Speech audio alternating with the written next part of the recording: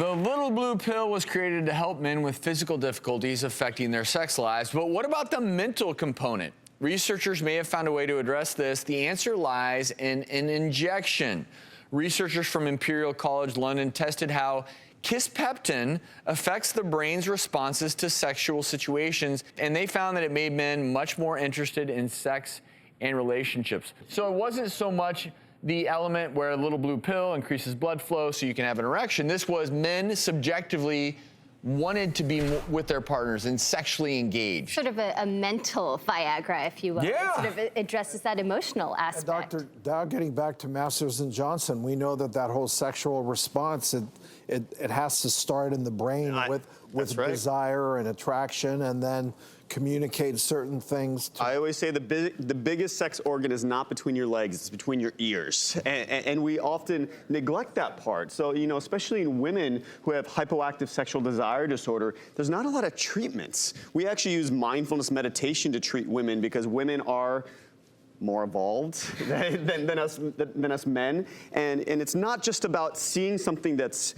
stimulating or pleasing or erotic. It's also about, am I calm? And is there enough?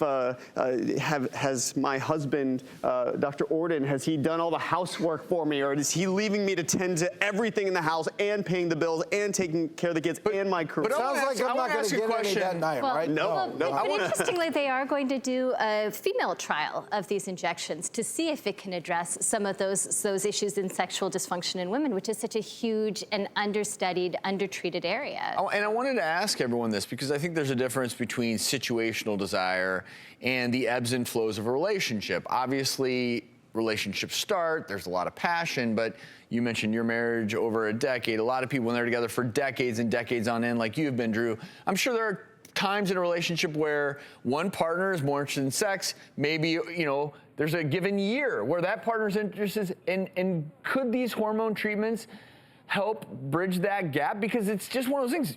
We know this. There could be months at a time where one partner may just really be in the mood and the other one for whatever reason. So could this injection be one where... That's what they're saying, that if your desire has sort of dropped off, if you're in year 10 in a marriage, that this could actually make it feel in your brain like you just met again. Now, I think the only danger with this is, are you artificially creating desire to somebody that maybe you're not attracted to anymore? Or are you actually using something in the brain and maybe is there something deeper going on? Is there some issue? But then you just sort of use this as a Band-Aid. I don't know. But you need that Band-Aid. Like I can speak from personal experience. When I had my kids, like for months after delivering, sure. I was exhausted and sleep deprived and nursing. And believe me, getting busy was the last thing on my mind. You know, so maybe this is a Band-Aid that can keep you connected with your partner, that can help at least artificially maybe, or in an outside way. If it would help, I'll put it to the test. How do I... I love that you always test things in the bedroom with your wife. You're such a willing lab rat, Dr. Well, I'm like the new generation, Masters and Johnson. That's right. Very interesting. So obviously this is not ready for prime time, but certainly an interesting new area of research. We'll be right back.